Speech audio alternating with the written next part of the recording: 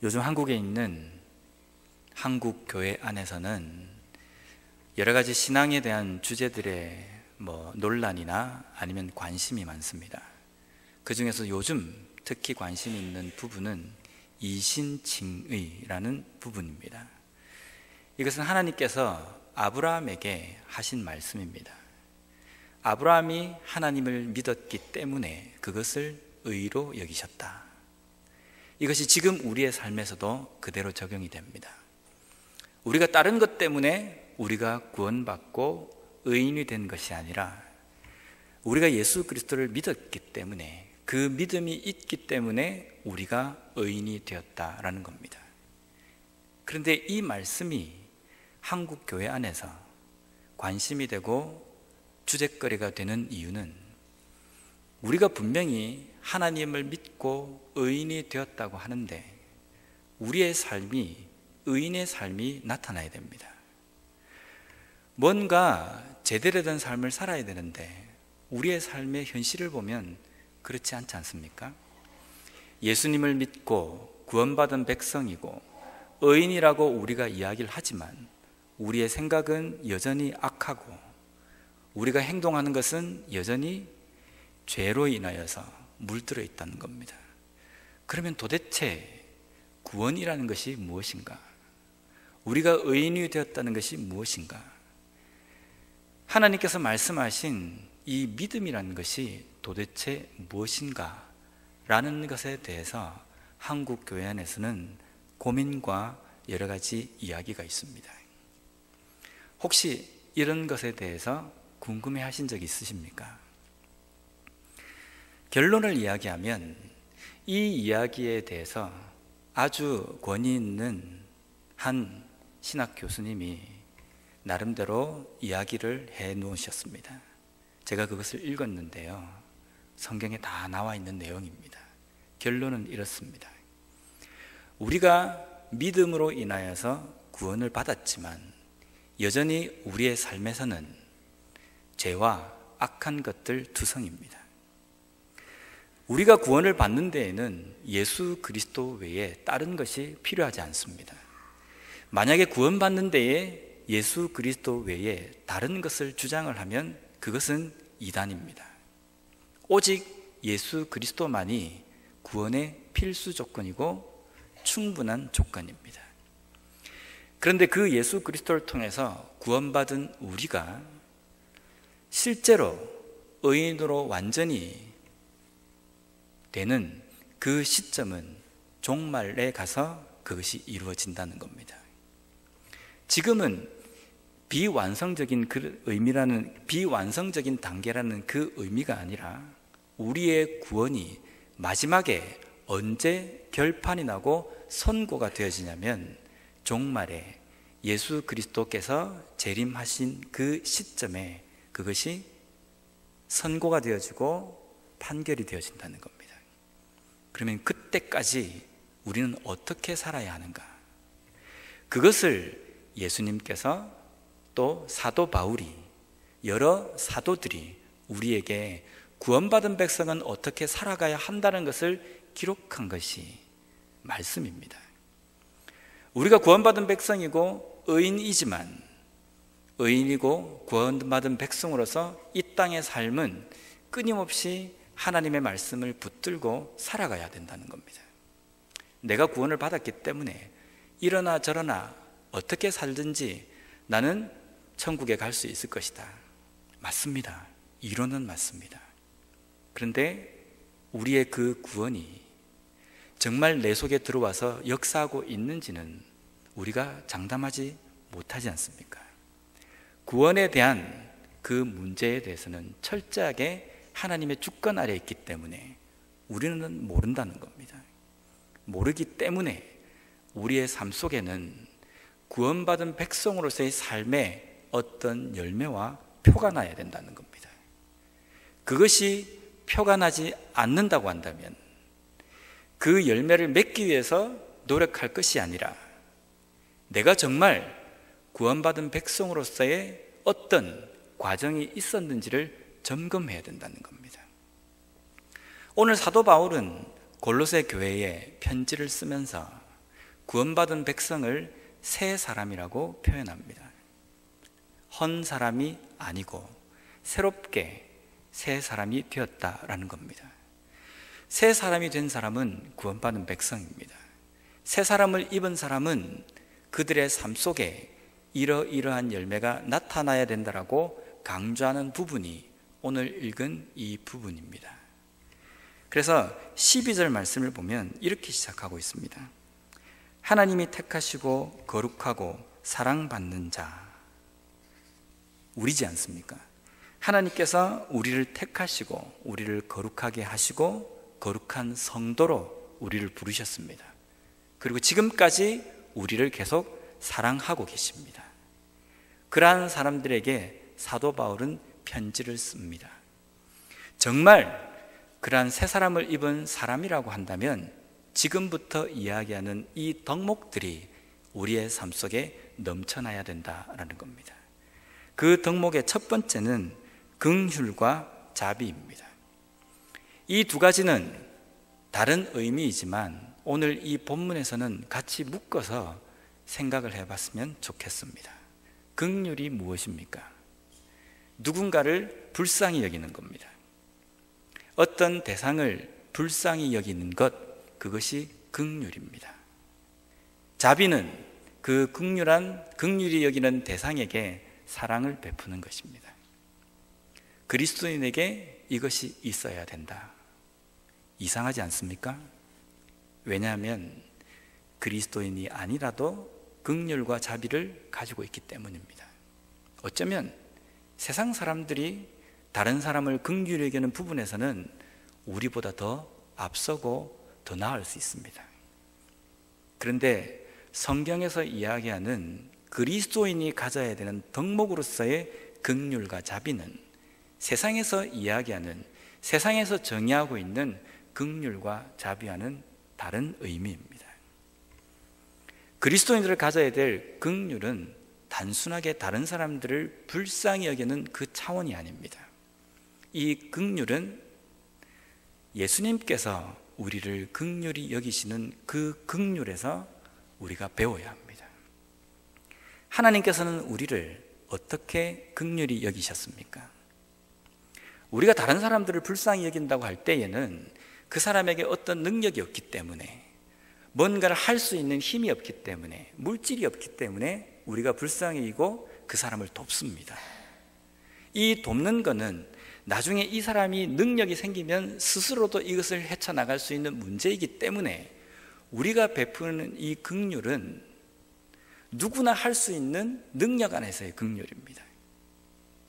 그런데 이 사람도 할 수 없고 나도 할 수 없는 문제에서는 우리가 누구를 긍휼히 여길 수 있는 문제가 아니라는 겁니다.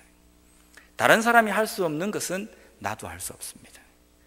그래서 누군가를 긍휼히 여긴다는 그 범위는 우리 인간 삶에서는 누구나 할 수 있는, 인간이라면 할 수 있는 능력 안에서의 긍휼입니다. 그런데 하나님께서 우리를 긍휼히 여기시는 것은 우리의 힘으로는 도무지 할 수 없는 문제 속에서 우리를 불쌍히 여기심입니다. 그것이 무엇입니까? 죄의 문제입니다.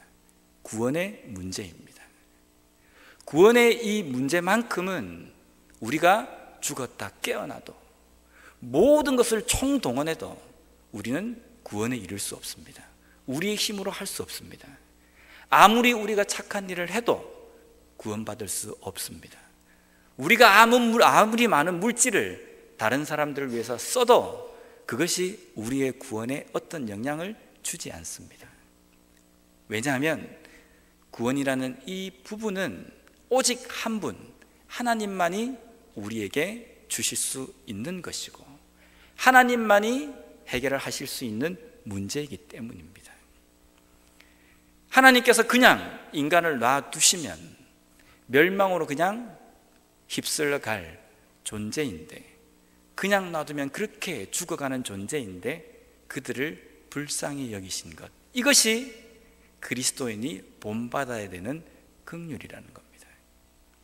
그 긍휼의 열매로, 그 긍휼의 표현으로 예수 그리스도를 우리에게 주셨습니다. 그것이 자비입니다. 우리에게 그 사랑의 표현으로 예수 그리스도를 주셨다라는 겁니다. 혹시 이런 생각을 한번 안 해보셨습니까? 하나님이 뭐가 답답해서 인간을 그토록 사랑하실까? 우리에게 뭐가 있어서 하나님께서 그렇게 사랑하시고 그렇게 정성을 들이실까? 한번 고민을 안 해보셨습니까? 우리가 하나님과 어떤 비슷한 존재이고 어느 정도 하나님과 레벨을 같이 할 수 있는 어떤 위치라고 한다면 하나님께서 그렇게 하는 것에 대해서 어느 정도 합당하다고 생각할 수 있겠지만 우리의 존재는 하나님에 비해서 비교도 되지 않는 존재입니다.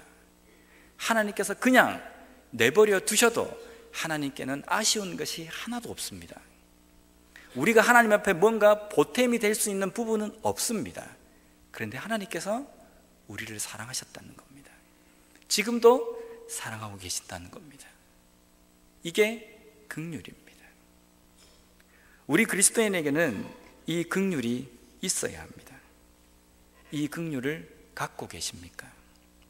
그러면 어떻게 세상을 바라보고 어떻게 다른 사람들을 바라보는 것이 하나님께서 우리를 긍휼히 여기시는 이 긍휼을 가지는 것인지 사도 바울이 빌립보서 1장 8절에 이렇게 기록하고 있습니다. 내가 예수 그리스도의 심장으로 너희 무리를 얼마나 사모하는지 하나님이 내 증인이시니라. 여기에 예수 그리스도의 심장이 나옵니다. 사도 바울은 예수 그리스도의 심장을 지니고 빌립보 교회를 어떻게 바라봤겠습니까? 예수 그리스도의 심장을 가지면 삶이 어떤 삶이 드러나겠습니까? 운동을 해도 지치지 않고 아무리 달려도 전혀 힘든 걸 모르는 그게 예수 그리스도의 심장입니까? 예수 그리스도의 심장은 하나님께서 우리를 불쌍히 여기시는 그 불쌍히 여김의 마음을 가지고 있는 그 심장입니다. 그 마음입니다.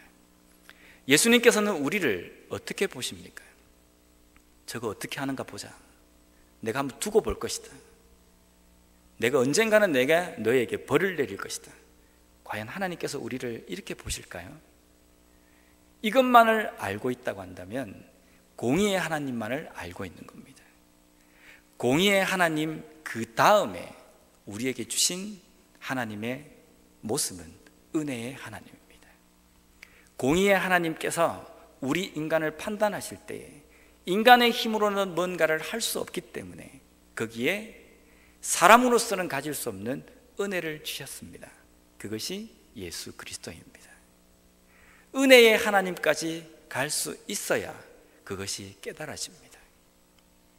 예수 그리스도의 심장으로 다른 사람을 바라본다는 것은 복음을 알지 못하고 예수 그리스도를 제대로 깨닫지 못하고 엉뚱한 길로 걸어가는, 멸망의 길로 걸어가는, 사망의 길로 걸어가는 세상을 향해서 하나님처럼 안타까운 마음을 가지고 바라보는 것, 그것이 예수 그리스도의 심장을 가지고 세상을 긍휼히 여기는 긍휼입니다. 이런 마음을 가져야 합니다. 이런 마음을 갖고 계십니까? 세상을 향해서 안타까워지십니까? 우리는 우리의 배가 부르면 다른 것을 돌아볼 생각을 하지 못합니다. 내 배가 부르기 때문에 다른 사람이 얼마나 배고픈지 못 깨닫습니다. 내가 구원을 받은 백성으로서 내 삶에 부족함이 없다라고 생각하는 그 순간 우리는 빨리 우리의 눈을 들어서 세상을 바라봐야 합니다. 거기에서 멈춰버리면 하나님께서 우리에게 요구하시고 우리의 삶에 반드시 이루어져야 되는 이 긍휼이 우리 속에서 생겨나지 않습니다. 하나님께서는 우리로 하여금 세상을 긍휼히 여기는 그 긍휼의 눈을 가지기를 원하십니다. 우리 주변에는 하나님을 알지 못하고 복음을 깨닫지 못하고 살아가는 사람들이 너무 많이 있습니다. 그런 사람들에 대해서 정말 안타까워지십니까? 우리는 기껏 안타까운 그 정도는 우리 가족 중에 교회를 안 나오는 사람이 있으면 안타까워집니다. 내 자녀 중에 친한 사람 중에 교회를 안 나오는 것에 대해서는 좀 안타까워집니다. 그런데 아직 북한 땅에 복음이 들어가지 않은 것 때문에 안타까워지십니까? 아니, 거기까지 갈 필요도 없습니다. 오늘날 한국 교회가 복음을 가졌다고 이야기하는데 복음을 가진 교회가 잘못되어져 가는 길을 보면서 안타까워지십니까? 긍휼히 여겨지십니까? 오늘 현대의 교회를 진단하는 여러 가지 진단의 말들 중에 이런 말이 있습니다. 복음이 빠진 교회, 복음이 없는 예배. 우습지 않습니까? 교회의 존재의 목적은 복음 때문입니다. 복음이신 예수 그리스도 때문에 교회는 존재해야 합니다. 예배는 그 중심에 있는 예수 그리스도 때문에 드려지는 것입니다. 그런데 그 중심축이 사라진 교회, 사라진 예배 있을 수 없습니다. 그것은 교회라고 할 수도 없고 예배라고 할 수도 없습니다. 그런데 오늘날 많은 교회들이 그렇답니다. 문제가 있지 않습니까? 한번 가만히 생각해 보십시오. 정말 복음이신 예수 그리스도가 주인이 된 교회는 그 교회 안에서 무슨 일이 일어나야 됩니까? 무엇이든지 복음을 증가하는 데에, 예수 그리스도를 드러내는 데에, 하나님의 나라를 이루는 데에 모든 것이 집중되어져야 합니다. 더 나아가서는 새가족들이 아무것도 모르는 처음 믿는 사람들이 교회에 오면 시간이 가면 갈수록 복음을 깨달아지고 말씀에 대해서 깨달아지고 점점점 신앙적으로 성숙하는 그 모습이 교회 안에 존재해야 된다는 겁니다. 그런데 만약에 새가족이 들어와도 처음 믿는 신자들이 들어와서 시간이 지나도 여전히 그 삶에서 신앙의 진보가 없고 복음을 깨닫는 것은 차선적인 문제로 여긴다고 한다면 그 교회는 문제가 있는 교회라고 이야기할 수 있습니다. 우리의 삶도 마찬가지입니다. 우리가 드리는 예배도 마찬가지입니다.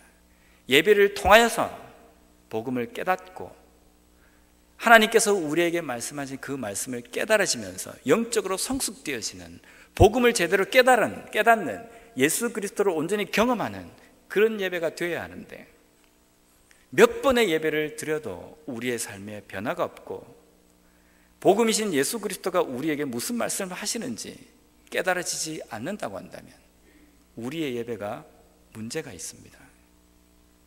이래도 괜찮겠지, 그래 생각할 문제가 아닙니다. 이러면 문제가 있습니다. 복음을 들은 사람은 뒤집어 엎어져야 됩니다. 내 삶에 뭐가 문제인지 깨달아지고 새롭게 새 사람을 이룬 내 인생을 무엇을 위해서 살아야 할지를 깨닫는 것이 복음을 제대로 깨닫는 삶이 된다는 겁니다. 만약에 이것이 없다고 한다면 충격적인 이야기인지는 모르겠지만 과연 내가 구원받았는지, 새 사람을 내가 입은 사람인지 그것부터 점검하고 의심을 해야 합니다. 그냥 내가 구원받았다, 그것으로 손 놓고 있을 문제가 아니라 구원받은 백성이라 한다면 우리의 행실에서, 우리의 삶에서 무엇이 일어나야 되는지에 대해서도 관심을 가져야 된다는 겁니다. 두 번째로 오늘 사도 바울이 골로새 교회에 당부하고 있는 덕목은 겸손입니다. 겸손은 참 안 됩니다. 인간이기 때문에 내가 조금 뭔가 다른 사람보다 특별한 걸 가지고 있으면 자랑하고 싶어서 이게 안달이 나 있습니다. 저도 마찬가지입니다. 이게 왜 안 죽을까? 왜 겸손하지 못할까? 왜냐하면 우린 인간이기 때문입니다. 죄인이기 때문입니다.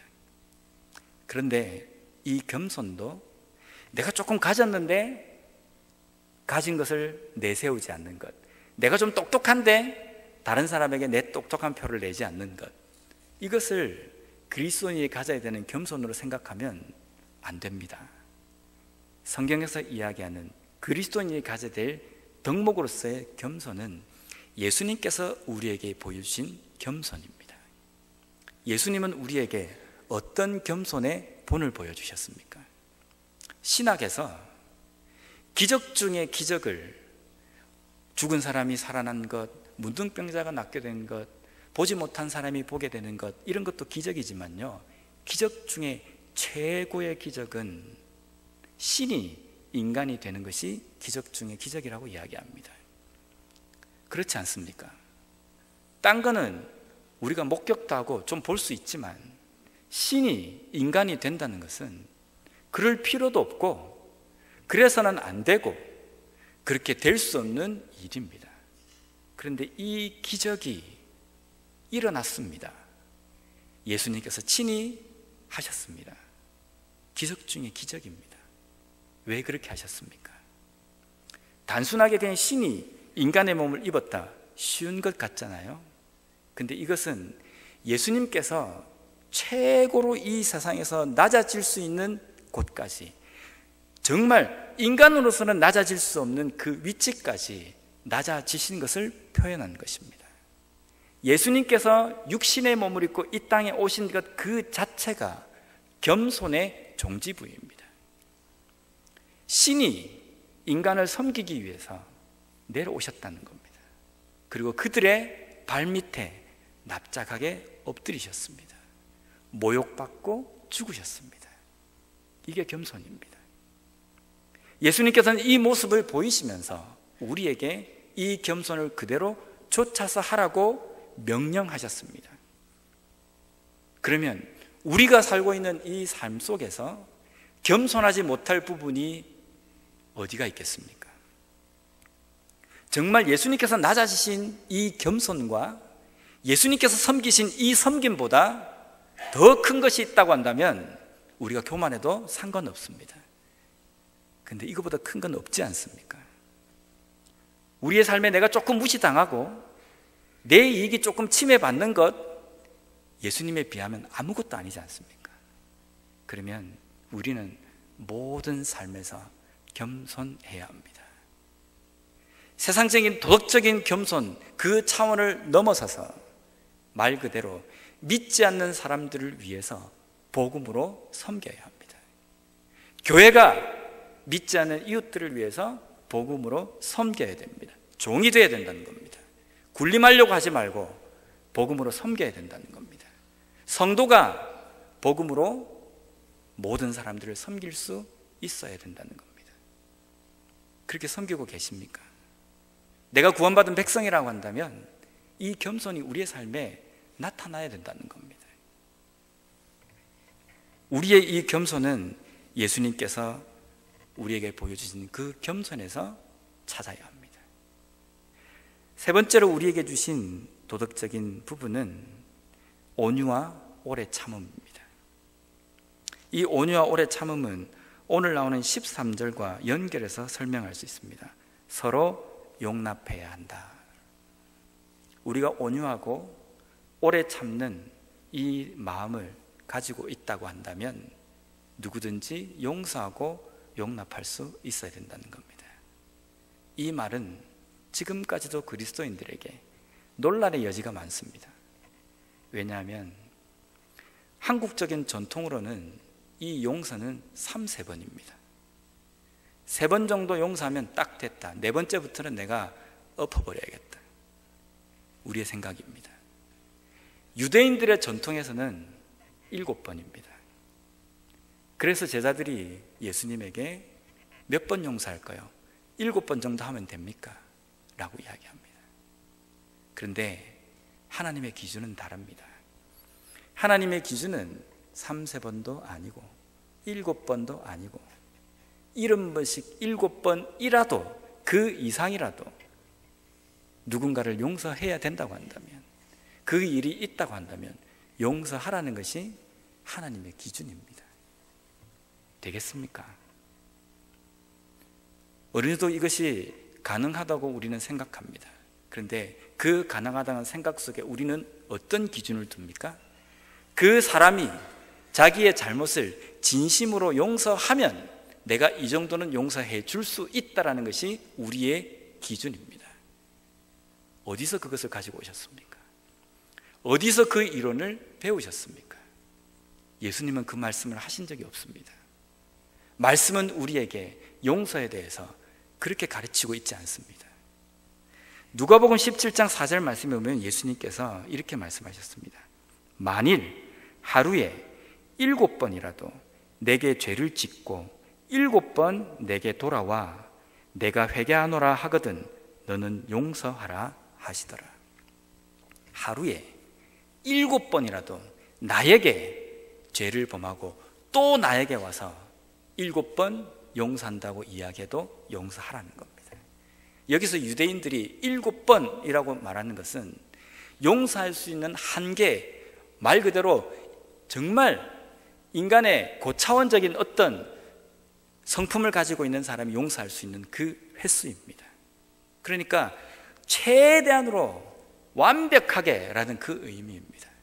근데 예수님께서는 7번이라도 똑같은 문제로 나에게 잘못을 저지르고 또 와서 용서를 해도 용서하라고 그럽니다.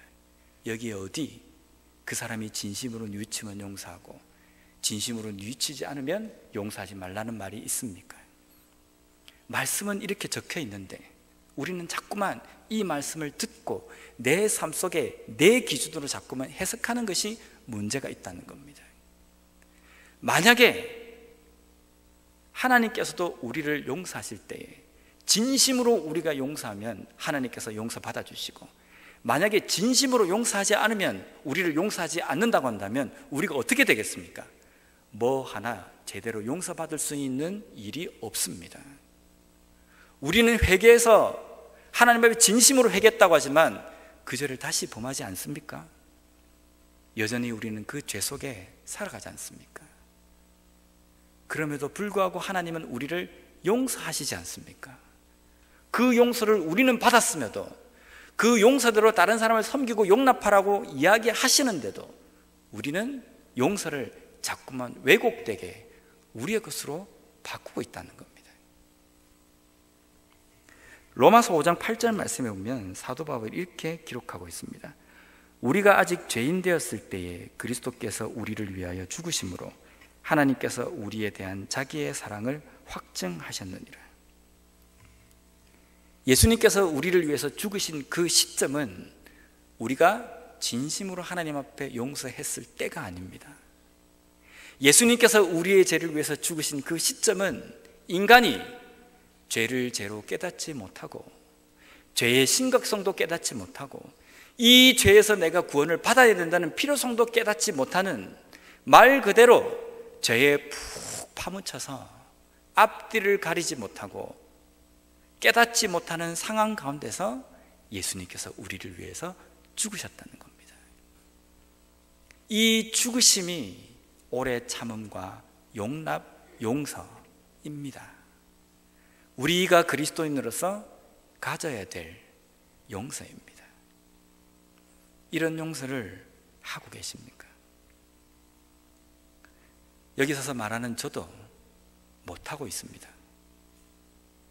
못하기 때문에 하나님께서 우리에게 말씀하신 것은 우리를 약올리시려고 성경에다 이렇게 기록해 놓으셨습니까? 방법이 있습니다. 14절 말씀입니다. 이 모든 것 위에 사랑을 더하라. 이는 온전하게 매는 띠니라. 하나님은 사랑이십니다. 그 하나님께서 우리를 구원하셨습니다. 그리고 우리와 함께 하시겠다고 약속하셨습니다. 그리고 보혜사 성령을 우리 가운데 보내주셨습니다. 우리 속에 성령이 거하십니다. 그 성령이 우리로 하여금 하나님의 말씀을 깨닫도록 하십니다. 하나님의 말씀을 깨닫게, 제대로 깨닫게 되면 이 덕목을 할 수 있습니다. 우리가 하는 것이 아니죠. 성령께서 하시는 겁니다.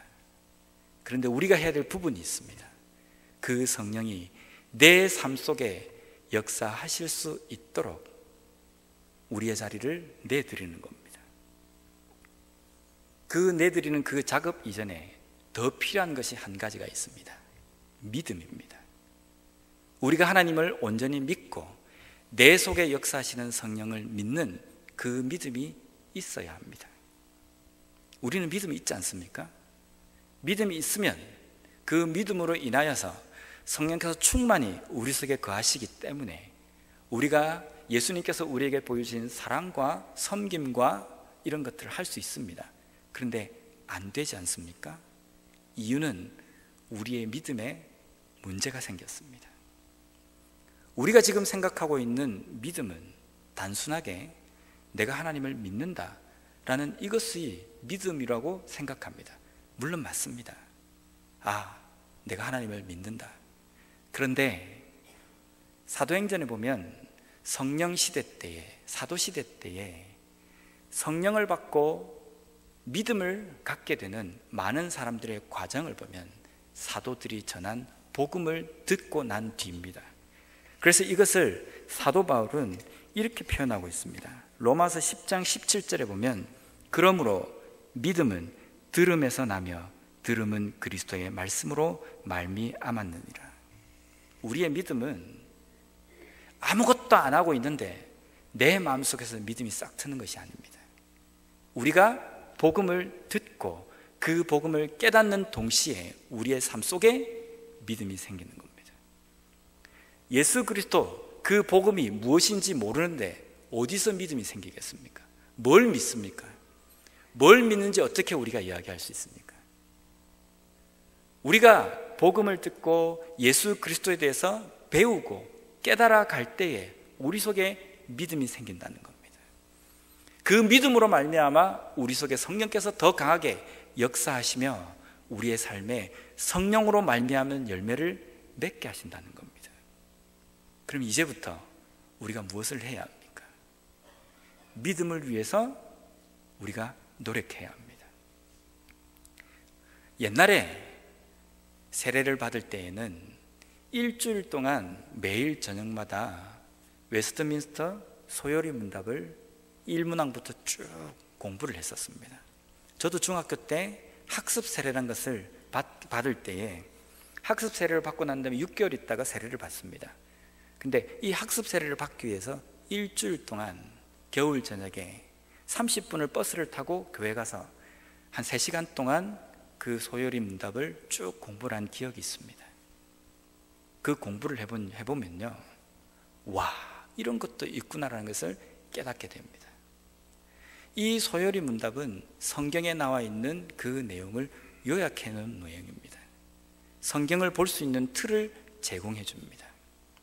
신앙생활을 어떻게 해야 할지 그 틀들을 제시해 주는 성경의 요약본이라고 이야기를 합니다.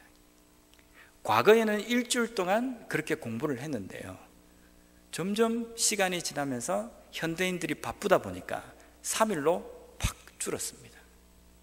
그리고 제가 한국에서 사역할 때는요, 세례를 주기 위해서 한 2번 정도 만나가지고 공부도 안 합니다. 한 30분 정도 면담 비슷한 걸 하고 마지막에 문답할 때 와서 예 라고 대답하면 세례를 줍니다. 요즘 어떻게 하는지 아십니까? 소요리 책을 그분에게 드리면서 한번 읽어보십시오. 그리고 마지막에 세례 받을 때 오셔서 대답하시면 됩니다. 묻는 질문은 예수 그리스도를 주로 영접하십니까? 예, 아멘. 이렇게 하면 세례를 받습니다. 어디서 믿음이 생기겠습니까? 일주일 동안 그냥 있다가 주일날 와서 예배 시간에 1시간 정도 설교 듣는 것으로 믿음이 생긴다고 생각하십니까? 그것으로 복음이 깨달아진다고 생각하십니까? 만약 그렇게 깨달아질 것 같으면 요즘의 한국 교회가 이 지경까지는 되지 않았을 겁니다. 안 되니까 문제입니다. 점점점 복음을 알 수 있는, 복음을 깨달을 수 있는 기회들이 사라져버립니다. 사라져버리고 오직 그냥 덮어놓고 이것이 믿음이다, 이것이 구원이다, 그냥 맹신하도록 만들어버립니다. 분명히 사도 바울은 이야기합니다. 믿음은 들음에서 난다는 겁니다. 그 들음은 다른 것을 듣는 것이 아니라 복음을 들어야 된다는 겁니다. 복음은 곧 예수 그리스도이십니다. 예수 그리스도를 듣고 깨닫고 그것 때문에 내 삶이 변화되며 내 삶이 뒤집어 엎어지는 경험을 할 때에 성령께서 내 삶 속에 이러한 열매들을 맺을 수 있도록 해주신다는 겁니다. 내가 맺으려고 노력하면요, 말 그대로 노가다밖에 되지 않아요. 성령께서 내 속에 강하게 역사하실 때에 그것을 맺을 수 있습니다. 그러기 위해서는 우리 가운데 믿음이 있어야 됩니다.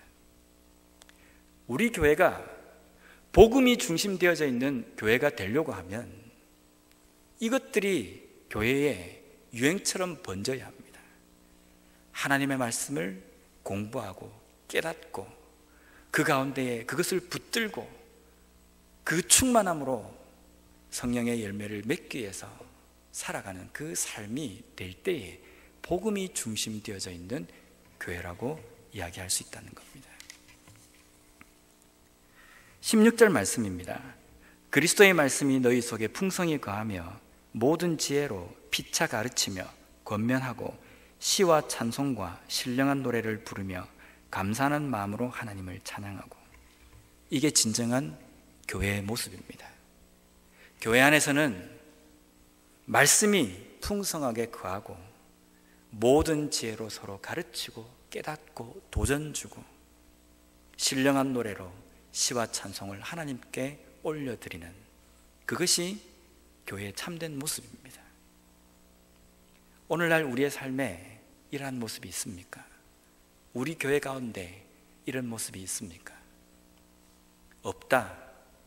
그래서 그걸 놓고 덮어놓고 비판할 문제가 아니라 그 원인 제공을 우리 자신이 한 겁니다. 내가 그렇게 서지 못하기 때문에, 내가 거기에 갈급함을 느끼지 못하기 때문에 그렇게 되어져 가고 있지 않는 겁니다. 우리의 삶 속에 그것을 깨달아야 합니다. 거기에 대한 갈급함이 있어야 합니다. 그렇게 될 때에 우리 자신이 교회다운 교회가 되고 우리 교회가 교회다운 교회가 될 수 있다는 겁니다. 마지막으로 17절 말씀입니다. 또 무엇을 하든지 말에나 일에나 다 주 예수의 이름으로 하고 그를 힘입어 하나님 아버지께 감사하라. 이 말씀을 제가 중고등학교 때 수련회에서 들은 말씀입니다. 그땐 중고등학생 때입니다. 어릴 때입니다. 그 어릴 때에 그 강사님이 이 말씀을 읽어주시면서 주 예수의 이름으로 한다는 것이 어떤 것인지 예를 하나 들어줬습니다. 이거는 지금 중고등학생에게 하는 이야기이기 때문에 좀 유치하게 들릴 수 있지만 한번 들어보시기 바랍니다. 무엇을 하든지 그 일 앞에 주 예수의 이름으로 라는 것을 붙여보라는 겁니다. 그래서 이상하면 그걸 안 하면 된다는 겁니다. 그래서 한번 붙여보겠습니다. 내가 주 예수의 이름으로 예배를 드리노라. 괜찮지 않습니까? 더 나아가서 내가 주 예수의 이름으로 잠을 자노라. 조금 이상은 하지만 그래도 무리는 없는 것 같습니다. 내가 주 예수의 이름으로 너를 한 대 쥐어받겠노라. 이상하지 않습니까? 주 예수의 이름으로 무엇이든지, 만약에 그 앞에 있는 그 전제 조건을 달 때에 이상하다고 한다면 안 하면 됩니다. 이걸 빼놓고 내가 하는 것은 의로운 것이고 남들이 하면 죄를 범하는 것이고, 이런 논리는 또 어디서 갖고 왔는지 우리는 자꾸만 그렇게 살아갑니다. 무엇이든 말에나 행동에든지 주 예수의 이름으로 행해야 합니다. 그것이 그리스도인의 삶이며 성령께서 함께 하시는 성도들이 모여있는 교회에서 일어나는 일이 되어야 된다는 겁니다. 우리 교회는 지금 어느 시점에 서 있다고 생각하십니까? 교회가 서 있는 위치가 곧 내 신앙이 서 있는 위치입니다. 나 때문에 교회가 이렇게 된 것이고 나로 인하여서 교회가 이 위치쯤에 가고 있는 겁니다. 교회는 못 가고 있는데 나는 잘 가고 있다, 그렇게 보지 마시고 우리 교회가 서 있는 이 위치가 내 신앙의 현 위치입니다. 이 위치를 보며 오늘 골로새서의 사도 바울이 우리에게 이야기하는 이 말씀과 비교해 볼 때, 점검을 해볼 때에 어느 부분에 더 못 미칩니까? 어느 부분을 우리가 더 갖추어야 합니까? 그것을 제대로 원 위치로 돌려놓아야 합니다. 없던 것은 다시 가지고 와서 그것들 거기에다가 못을 박아야 합니다. 그래야 우리가 제대로 된 성도가 될 수 있고 우리 교회가 제대로 된 교회가 될 수 있습니다. 오늘 이 말씀을 우리의 삶에 깊이 새김으로 말미암아 참된 성도, 온전한 교회로 하나님께서 원하시는 그 삶을 살아가는 우리 모두가 되었으면 좋겠습니다.